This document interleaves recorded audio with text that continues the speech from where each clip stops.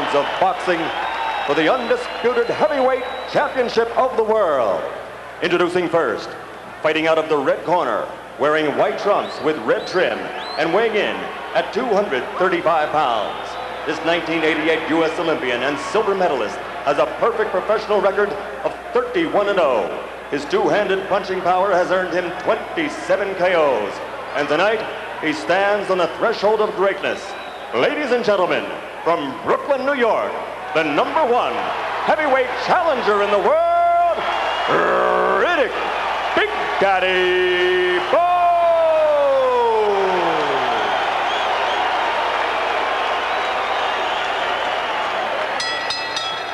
And his opponent across the ring, fighting out of the blue corner, wearing red with black trim and weighing an even 205 pounds. He's also a U.S. Olympian, a bronze medalist from the great team of 1984. He was the first of that team to win a world title as a professional.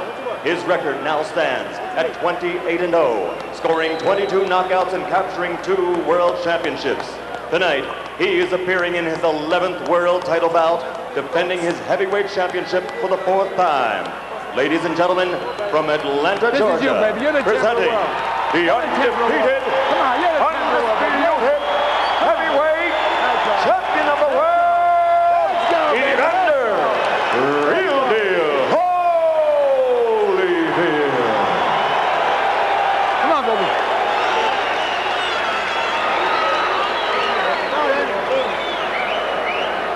All right, gentlemen, we went over the rules in the dressing room. I want you to take yourselves all time, shake hands, good luck to both of you. Great defensive fighter. He does get hit. So, for that matter, does Bowe. Good left hook to the body by Evander Holyfield. And the left hook to the jaw. And Holyfield is quicker to the punch early in the fight. Holyfield again scoring a combination.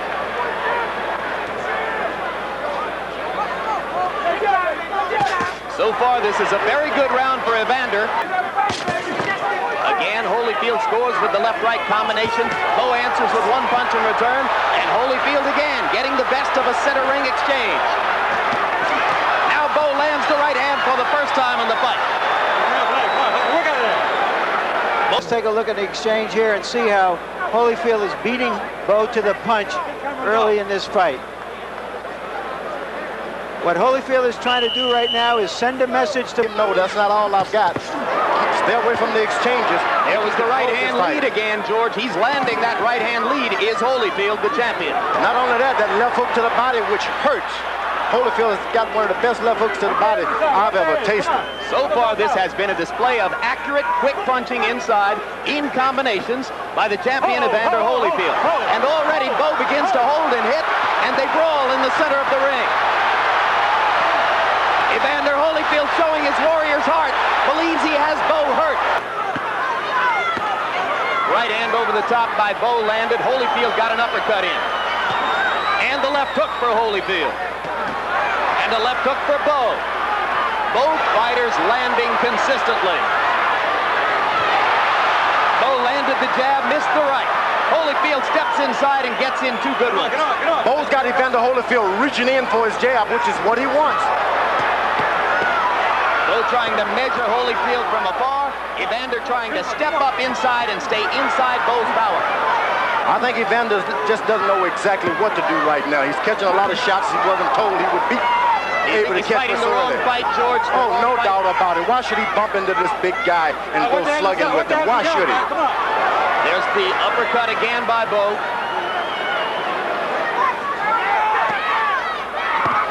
Left hook by Holyfield. Missed the second one. Lands the right uppercut. Get the head up there. Get the head out. Oh, work out it. Body punch by Holyfield, and a good one. I think those left hooks to the body by Evander Holyfield may be the most telling blows in the whole fight. Left hooks by Bowe, 2 of them. Holyfield coming back, taking and giving shots. Bowe tried to go to the body with the right hand, just missed. We can tell you that both fighters have went beyond their corners now. They're no longer taking instructions. They're doing what comes naturally. They're doing what's come naturally. Good right hand by Riddick Bowe.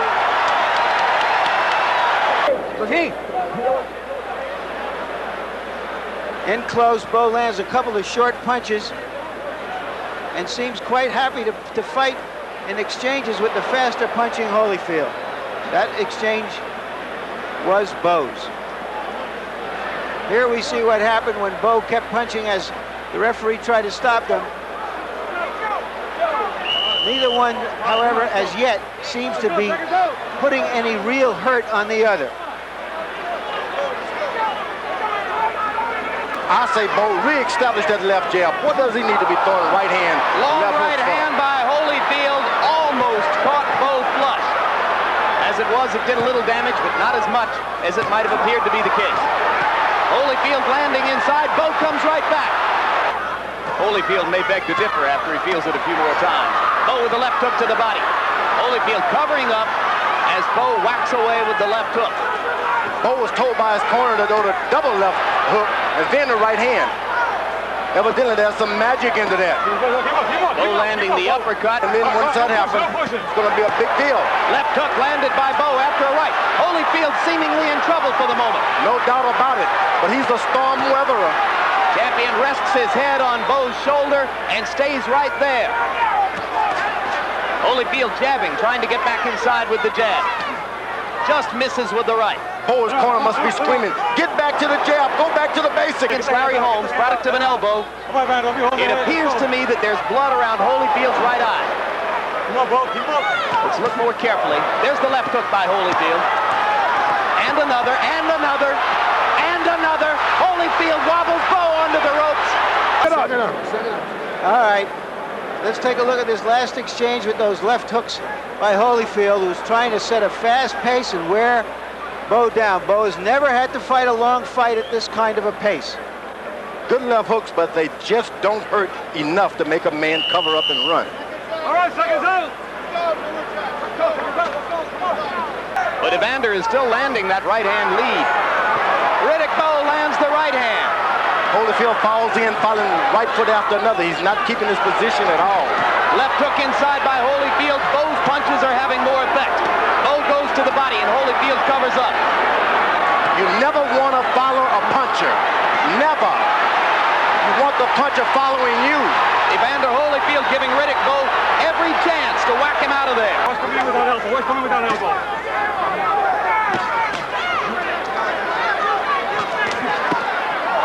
Low blow.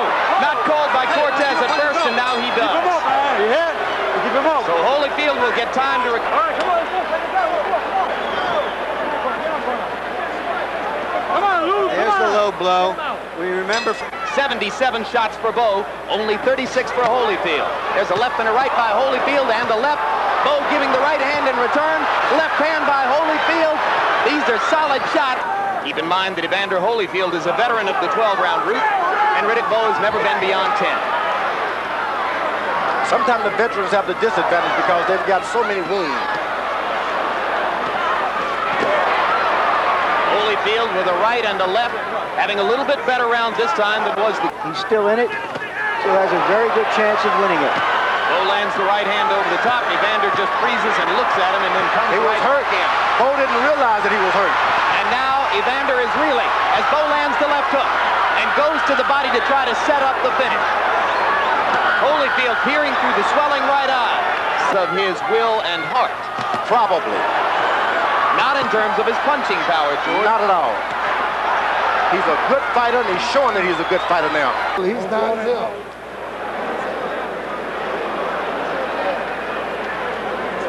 Let's take a look and see how they're fighting at close quarters. Bowe does very, very well for a big man at close quarters. I don't know why Holyfield has been leaning on him, whether he's tired or whether he's been hurt or dazed from time to time that we haven't Something wrong in life. I know what it's all about. Good left hook. Holyfield with another left hook. The champion showing his courage, pawing at his left eye to feel the blood and then raging out with a left hook. Both coming back with right hands. Sees an opportunity, the right eye again. Let's see if Holyfield tries to take advantage of that opportunity. He does, and takes a right hand in return. All right, break out. Thumb-attached gloves. A guy is not supposed to get thumbed in theory with those gloves. Yeah, but you can't avoid it. I've been thumbed and have accidentally thumbed a lot of people myself. It makes you fall forward. It makes you not be able to see for a minute. And also likely to make Holyfield worry and feel negative about the eye.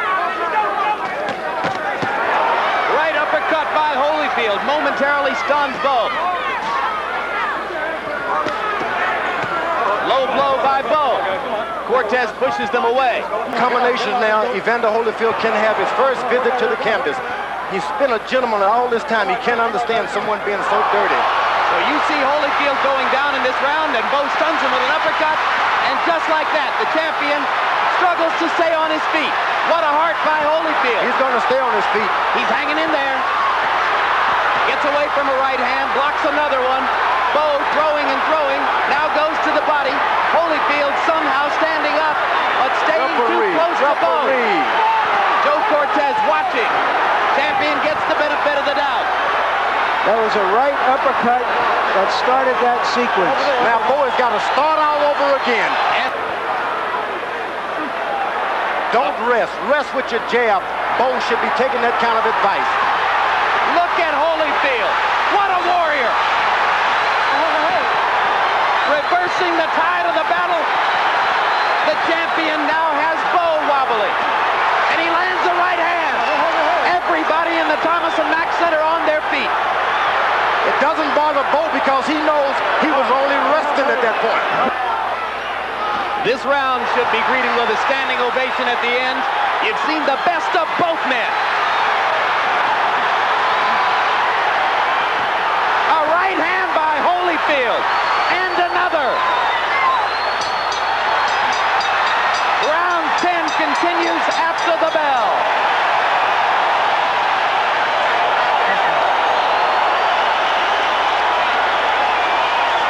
Let's take a look, folks, because what you saw in this round, it doesn't get much better than this. Holyfield staggering into the corner. Bowe after him, the young man.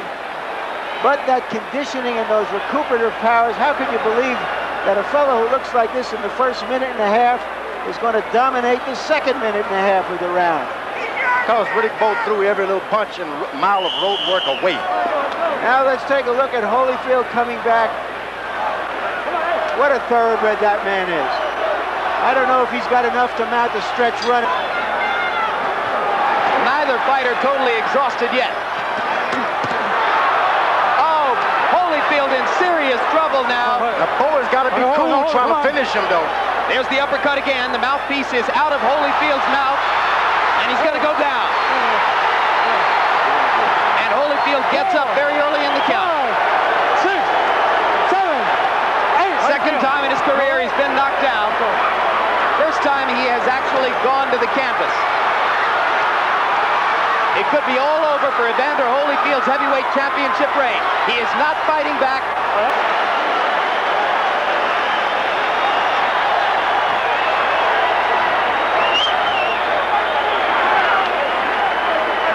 Okay, here's the early action in that round as Bowe's uppercut seriously hurt Holyfield. This guy got nothing. Where's the other dogs? They belong to me. Larry stole them from me. I gave it to them.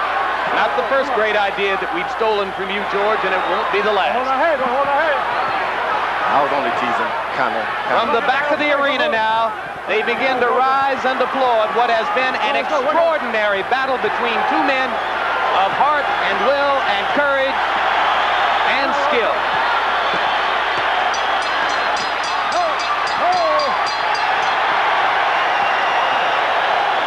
As we look at a replay from round number 11,